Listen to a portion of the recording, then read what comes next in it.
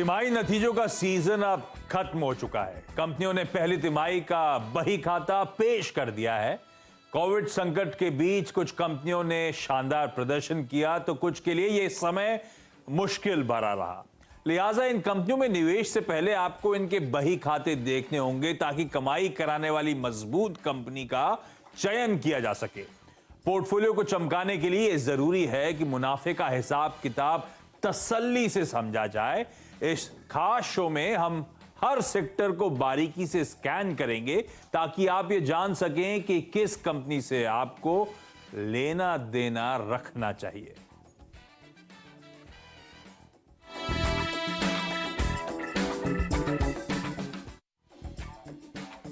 बही खाता यानी कि बुक कीपिंग पर नाम से एकदम क्लियर हो गया होगा। हम लोग आज Q1 के बही खाते की बात कर रहे हैं। Q1 की रिपोर्ट कार्ड की बातचीत करने वाले हैं। तो इंडिया इंक का दरअसल परफॉर्मेंस रहा कैसा वीज़ावी जो एक्सपेक्टेशंस थी स्ट्रीट में उसके सामने। मदद करने के लिए हमारे साथ होंगे जियोजीत फाइनेंशियल सर्विसेज के गौरांग शाह और ट्रैकॉम स्टॉक ब्रोकर्स के पार्थिव शाह। आपकी स्क्रीन पर दोनों आपको नजर आएंगे। और आपने नोटिस करा होगा शो का नाम बही खाता, उसके साथ लेकिन साथ में लिखा है लेना देना, तो थोड़ा सा ट्विस्ट हमेशा की तरह। और इस बार एक्सपर्ट से रिक्वेस्ट करी थी कि सेक्टर का स्कैन तो करेंगे। उस सेक्टर के स्कैन जब आपने कंपनियों के नतीजों का बढ़िया सा आकलन कर लिया है तो उन रिजल्ट्स के बेसिस पे कौन सा स्टॉक इस स्पेस से क्या लेना चाहिए, क्या इस समय पोर्टफोलियो में ऐड करना चाहिए और क्या डंप करना चाहिए, यानी कि क्या देना चाहिए, वो भी जानेंगे हम लोग इस शो के दौरान। तो ये बेसिक आइडिया के साथ आगे बढ़ रहा हूं। पहले जरा क्विकली Q1 का परफॉर्मेंस सम अप कर देता हूं आप लोगों के लिए। तो जो स्ट्रीट की एक्सपेक्टेशंस थी उसके इनलाइन परफॉर्मेंस आपको आपकी स्क्रीन पे नजर आएगा। पर ध्यान रखिए स्ट्रीट की एक्सपेक्टेशंस बहुत एलिवेटेड थी। एलिवेटेड जब शब्द को मैं स्ट्रेस दे रहा हूं वो इसीलिए क्योंकि लास्ट ईयर जिस क्वार्टर से Q1 से हम FY21 के कंपेयर कर रहे हैं तब हम एक नेशन वाइड लॉकडाउन में थे और जिस क्वार्टर को अब हम परफॉर्मेंस आकलन कर रहे हैं तब हम एक रीजनल लॉकडाउन के फेज में थे, लोकलाइज्ड लॉकडाउन के फेज में थे और इसीलिए एलिवेटेड एक्सपेक्टेशंस, इसीलिए सब एक्सपेक्ट करते बहुत तगड़ा जंप होगा भाई साल दर साल। तो साल दर साल तो बहुत बढ़िया परफॉर्मेंस था पर कुछ चैलेंजेस सामने आए। उसमें एक था मार्जिन्स पे प्रेशर माउंट होता हुआ क्योंकि इनपुट प्राइसेस बढ़ रहे थे और साथ साथ दूसरी इशू निकल के आया कि डिमांड थोड़े से चैलेंजेस उभरते हुए। तो ऐसे में अब क्या करना है, कैसे करना है, पहले गौरांग सर एक आंकड़ा और दिखा दीजिएगा। जब साल दर साल परफॉर्मेंस की बात कर रहा हूं तो निफ्टी 50 कंपनीज की बिक्री में 50% और इबिटा में 41% का साल दर साल बढ़िया जंप देखने को मिला था। तो गौरांग सर इन रिजल्ट को एनालाइज कैसे करूं? साल दर साल तो बहुत अच्छा जंप, वो शायद एक्सपेक्टेड था। सीक्वेंशली थोड़ा सा मामला गड़बड़ाता हुआ नजर आया, पेन नजर आया कई सारी पॉकेट्स में। तो दरअसल ये आंकड़ों से आप कितने खुश हैं या कितने दुखी हैं सर? बहुत बहुत धन्यवाद आशीष आपका और आप सभी को शुभ दिन हमारे तरफ से। तो एक चीज आपको ये ध्यान में रखनी चाहिए कि ये जो प्रतिबंध लगाया था लॉकडाउन 2.0 के रूप में, उसमें कुछ चीजें ऐसी हुई आशीष जहां पर कच्चे माल की उपलब्धि में दिक्कतें आई, मांग में लेकर के कमी आई और लागत खर्च कुछ क्षेत्रों में आपको ऊपर जाता हुआ दिखाई दिया।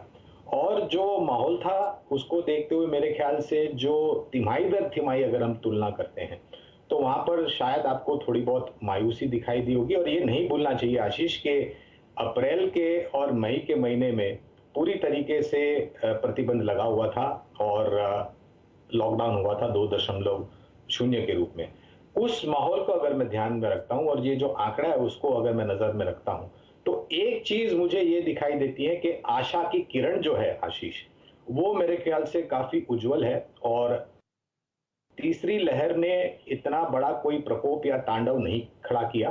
तो जो वाणियां हमने मैनेजमेंट की तरफ से सुनी है कारोबार की गतिविधि को लेकर के और आने वाले भविष्य को लेकर के, तो वहां पर मुझे बहुत बेहतरीन तरीके से सुधार होता हुआ आता है। न तो सिर्फ इस वित्तीय वर्ष के जो बाकी तिमाही बचे हैं उसमें, लेकिन आने वाला जो वित्तीय वर्ष होगा अगर इतनी कठिनाई का सामना नहीं करना पड़ा तो मेरे ख्याल से मांग में सुधार, लागत खर्च में कमी और ऑपरेटिंग एफिशिएंसीज द्वारा जो खर्चे होते हैं वहां उसको नियंत्रण में लाते हुए जो शुद्ध मुनाफा है और उसका जो मार्जिन है उसमें अच्छे खासे इजाफे होते हुए मुझे नजर आते हैं।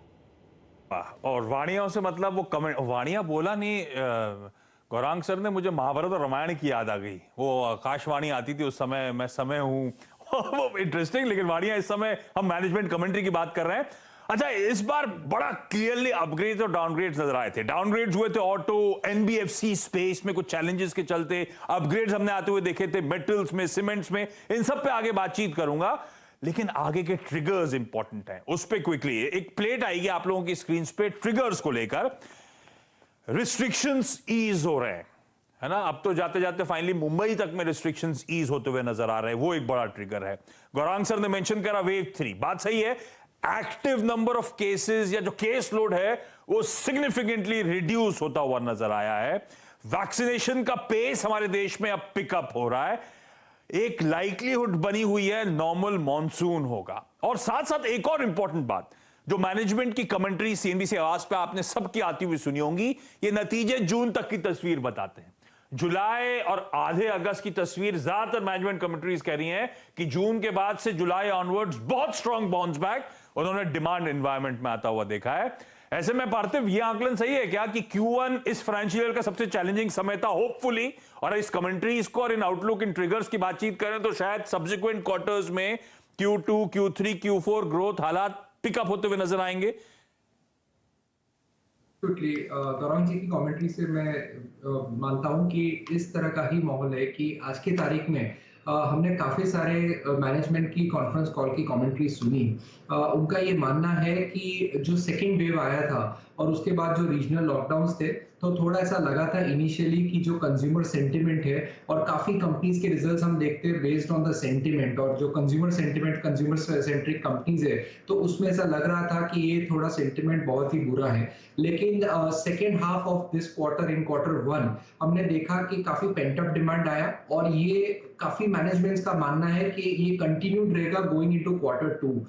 यस, रॉ मटेरियल प्राइसिंग की दिक्कत है, और ईयर ऑन ईयर आपने सही तरह से बताया कि पूरा लॉकडाउन था इसलिए बेस इफेक्ट था, लेकिन काफी एनालिस्ट जो नंबर्स पेंसिलिंग करते हैं वो नॉर्मलाइज क्वार्टर के बेसिस पे करते हैं, और इवन कुछ सेक्टर्स में तो हम सीक्वेंशियली भी देख सकते हैं कि ट्रेंड कैसा है। तो उस लिहाज से डेफिनेटली कॉन्फिडेंस आ रहा है, और काफी जो लीड इंडिकेटर्स होते हैं वहां पे बहुत सारे ग्रीन शूट्स दिख रहे हैं, और काफी मैनेजमेंट्स आप देखें तो आज की तारीख में फोकस कर रहे हैं कि इंडिया के अंदर कितना वैक्सीनाइजेशन हुआ है। और ये बात कहनी पड़ेगी कि वैक्सीनाइजेशन बहुत अच्छे पैमाने पे चल रहा है, जिससे भी बहुत अच्छा एक कंज्यूमर कॉन्फिडेंस और बिजनेस कॉन्फिडेंस आता है। और दूसरी अच्छी बात आशीष ये है कि जो कॉर्पोरेट बैलेंस शीट्स है वो पिछले 10 साल की अगर हम कंपैरिजन करें तो इस बार कॉर्पोरेट बैलेंस शीट सबसे बेहतरीन लेवल पे है। बेहतरीन इन टर्म्स ऑफ कोई ज्यादा लेवरेज नहीं है, काफी डेट कम किया है, काफी कॉस्ट रैशनलाइजेशन किया है, और ये सब का फायदा इन टर्म्स ऑफ ऑपरेटिंग लेवरेज कब मिलता है, जब आगे जाते डिमांड सुधरती है।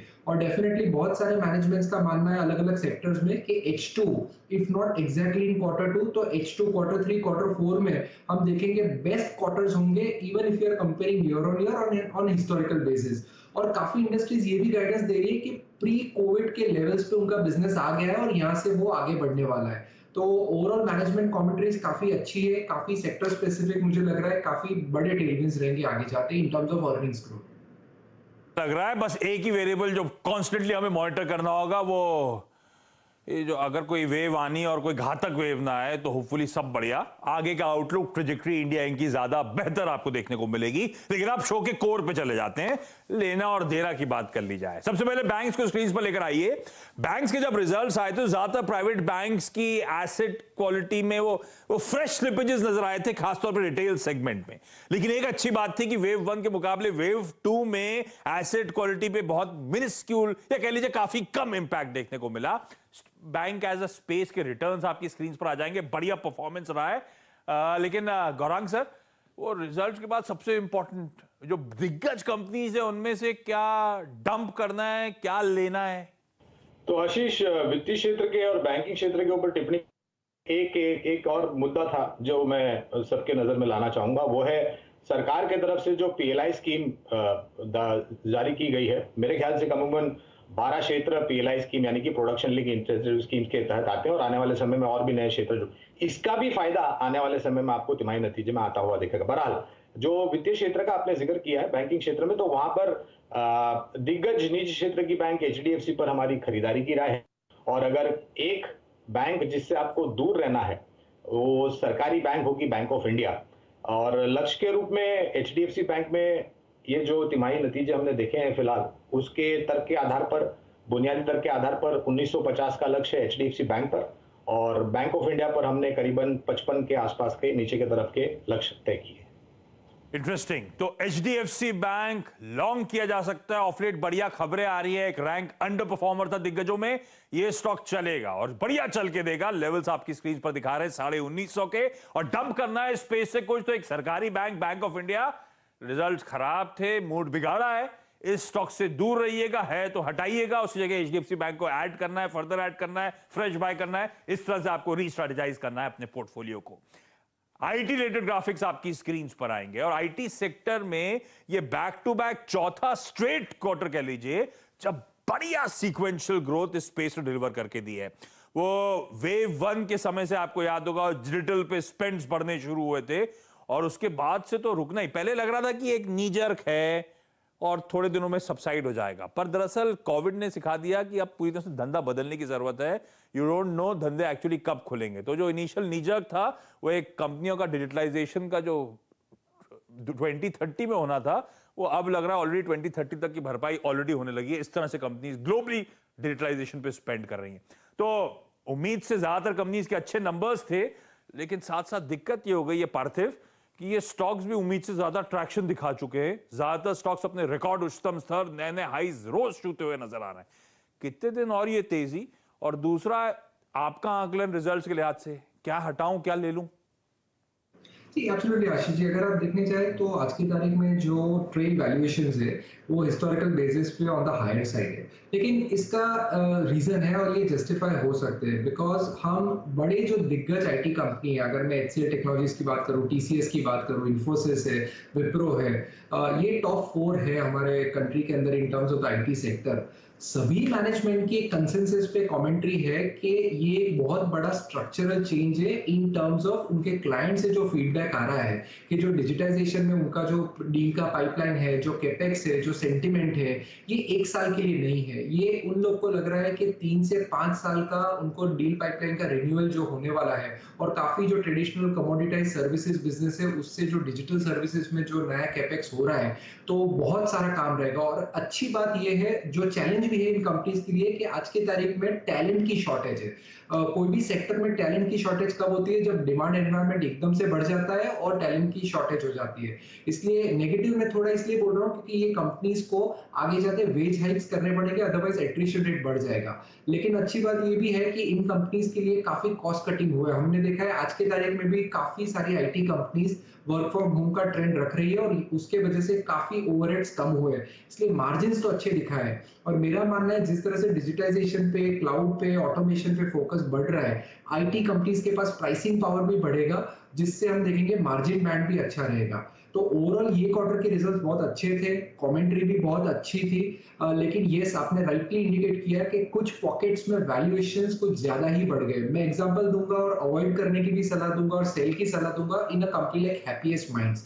नो डाउट ये कंपनी बहुत बेहतरीन परफॉर्मेंस किया है right after the IPO, management pedigree भी बहुत अच्छी है, लेकिन आज की तारीख में 138 के trade price to earning multiple पे, अगर मैं मानूं कि अगले 5 साल में भी ये 20% से भी ग्रो करता है, जो इंडस्ट्री लीडिंग ग्रोथ होगा, तो भी हर एक पैरामीटर्स पे बहुत ही एक्सपेंसिव है। इसलिए यहाँ पे मैं सेल की सलाह दूंगा। और इन टर्म्स ऑफ कौन से स्टॉक पे बाय करनी चाहिए, तो मुझे लग रहा है इन्फोसिस, बिकॉज इन्फोसिस में मिस्टर सलील पारेख ने जिस तरह से कमेंट्री दी है और जिस तरह से एक टर्न अराउंड किया है, पूरा सेंटिमेंट चेंज हुआ है, डील पाइपलाइन बहुत स्ट्रांग है, क्लाइंट्स के साथ एंगेजमेंट बहुत अच्छे है, और जिस तरह का जो नई डील्स उन्होंने विन की है और आगे जाते उसके जिस तरह से एग्जीक्यूशन होंगे, मेरा मानना है कि टीसीएस से भी बेटर कर सकता है in terms of constant currency growth. No doubt Infosys का बेस टीसीएस से थोड़ा कम है, इसलिए उसका भी एडवांटेज रहता है, लेकिन मार्केट ज्यादा वैल्यूएशन ग्रोथ को देगी और बायबैक्स और डिविडेंड्स तो होते ही रहते हैं, जिससे वैल्यू एक्रीशन होता है। इंटरेस्टिंग। हाँ, एक टैलेंट शॉर्टेज, वेज हाइक्स, उसका मार्जिन्स पे इंपैक्ट नजर आया था, लेकिन ग्रोथ बड़ी स्ट्रांग थी। हैप्पीएस्ट माइंड्स हटाना है, वैल्यूएशन कंफर्ट चला गया है,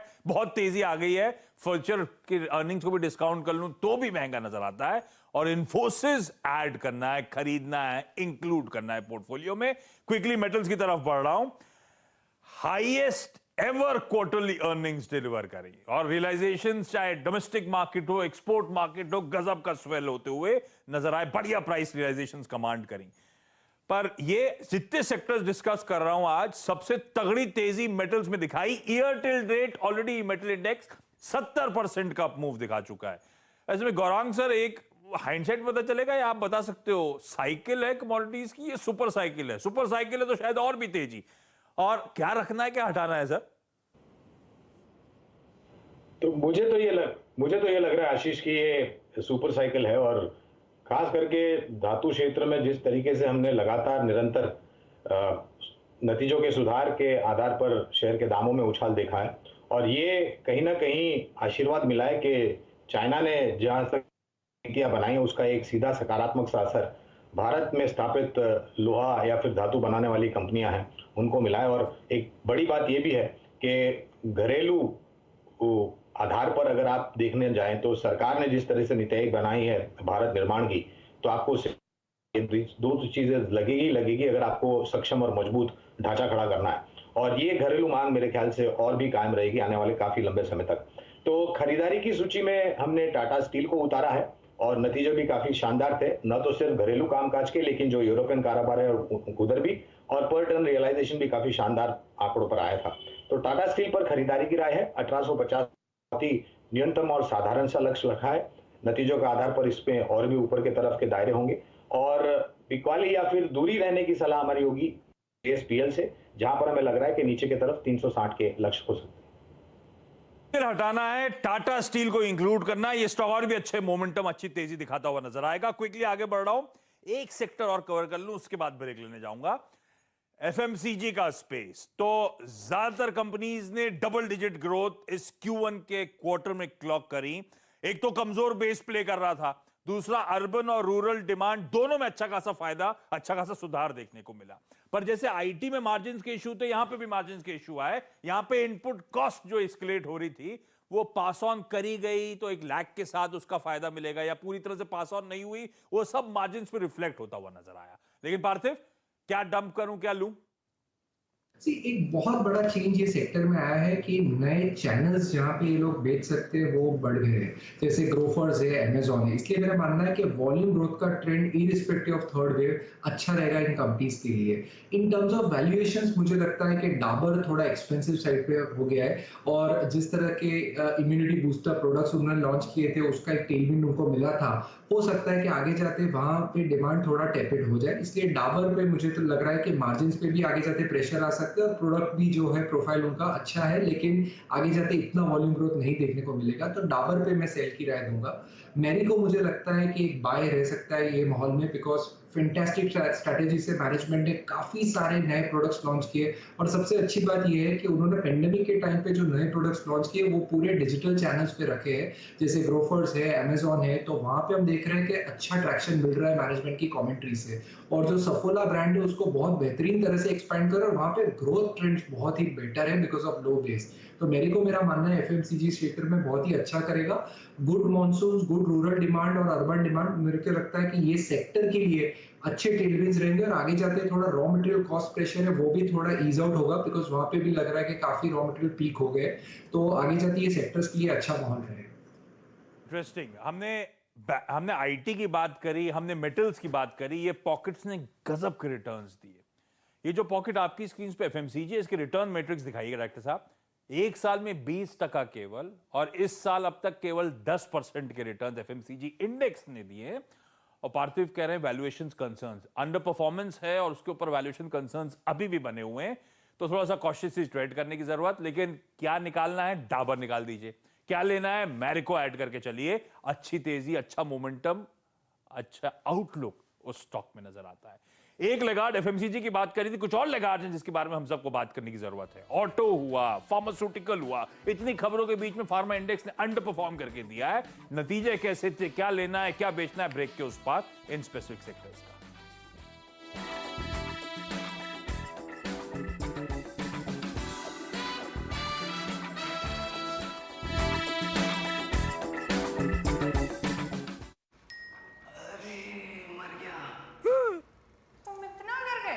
अब क्या किया? शेयर्स में ट्रेडिंग।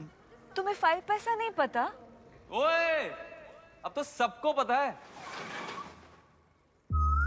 5 पैसा पर मिलते हैं रिसर्च टूल्स, पोर्टफोलियो एनालिटिक्स और इन्वेस्टमेंट आइडियाज भी। डाउनलोड 5 पैसा नाउ। अब तो सबको पता है 5 पैसा के साथ निवेश बिना आसान और लाभदायक भी। Investments in securities market are subject to market risk. Read all the related documents carefully before investing. मैं रेकमेंड करती हूँ active fibre natural sugar control. ये बार बार लगने वाली भूख को कंट्रोल करता है और एनर्जी लेवल्स भी बनाए रखता है। इससे आप रोज के किसी भी खाने पीने की चीजों के साथ ले सकते हैं। 4 हफ्तों में बेहतर शुगर कंट्रोल। बाजार शुरू होने से पहले कीजिए मुनाफे की तैयारी। दिग्गज काउंटर आपको आज बहुत अच्छी तरीके से चहकते हुए दिखेंगे। जानिए सेंसेक्स और निफ्टी की कैसी होगी चाल। एशिया में सॉफ्टनेस है, लेकिन हमारी सॉफ्टनेस एसजेएस निफ्टी की उसको एक्सीड कर देगी।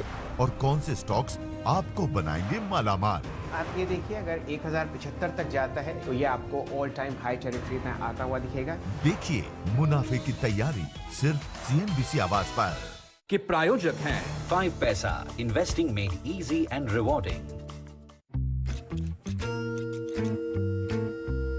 कुछ ऐसा ही महसूस होता है ना जब आपकी कमाई पर टैक्स की कैंची चलती है, लेकिन अब आपको टैक्स की कोई टेंशन लेने की जरूरत नहीं है। इनकम टैक्स हो या GST से जुड़ा कोई भी सवाल, दिग्गज टैक्स एक्सपर्ट के साथ मैं करूंगा आपकी हर उलझन दूर।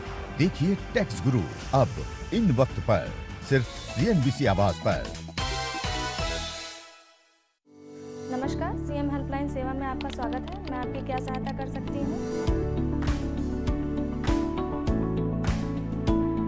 माननीय प्रधानमंत्री श्री नरेंद्र मोदी जी के मार्गदर्शन में योगी सरकार के नेतृत्व में नागरिकों की सहायता एवं सुरक्षा के लिए प्रदेश में विभिन्न हेल्पलाइन संचालित की जा रही हैं।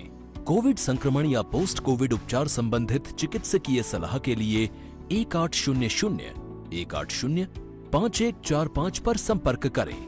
एम्बुलेंस सेवा के लिए कॉल करें 108। गर्भवती महिलाओं एवं नवजात बच्चों को मेडिकल इमरजेंसी में एम्बुलेंस के लिए 102 पर संपर्क करें। मैम, मैं रेणुका बोल रही हूँ। एक लड़का ऐसे लेके मेरा पीछा कर रहा है। आप परेशान मत होइए, आपको तुरंत सहायता पहुँच रही है। महिला सुरक्षा से संबंधित किसी परेशानी के समाधान के लिए 1090 पर संपर्क करें। आपातकालीन सेवाओं के लिए 112 पर कॉल करें। सीनियर सिटीजन सहायता के लिए एल्डर हेल्पलाइन 14567 पर कॉल करें। कोई कारणवश किसी भी हेल्पलाइन से सहायता मिलने में कठिनाई होती है या सरकारी कार्यालयों से संबंधित कोई शिकायत है तो मुख्यमंत्री हेल्पलाइन नंबर 1076 पर कॉल करें। सबके साथ खड़ी है सरकार। न मौसम की चिंता सताए, न धूल का डर। अब घर चमके हर मौसम। Sheen max by SD paints, values beyond colours.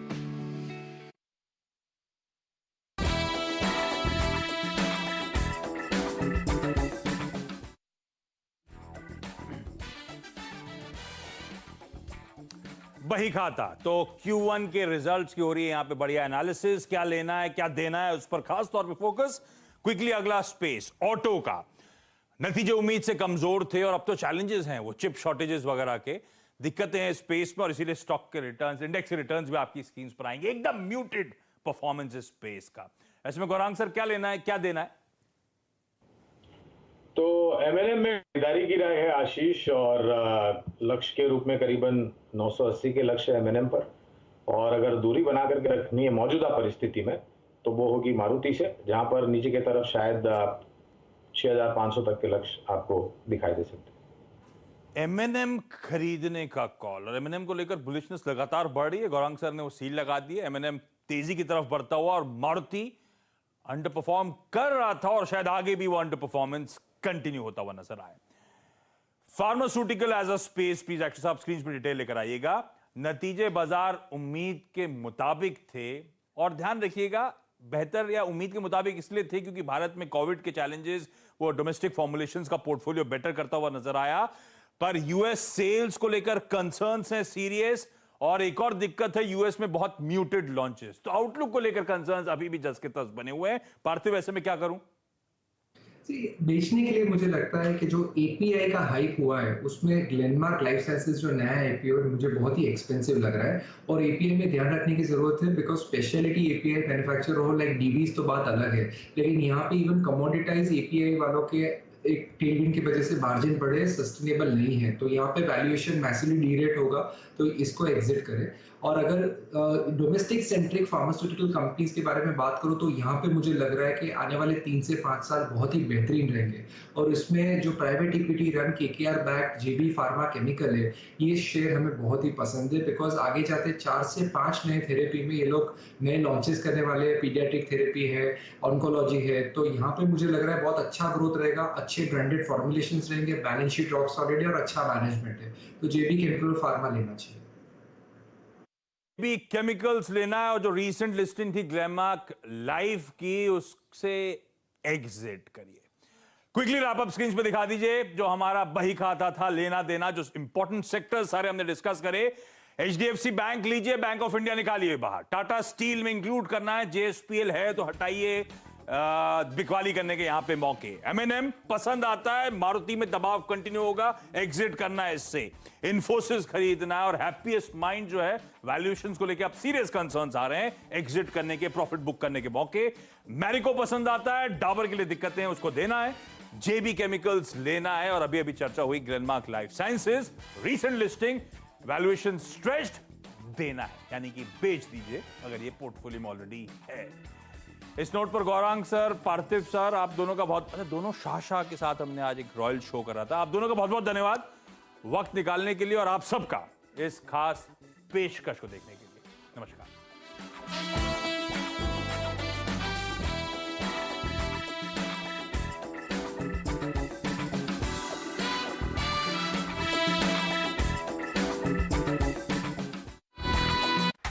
एक तेज और स्मार्ट दुनिया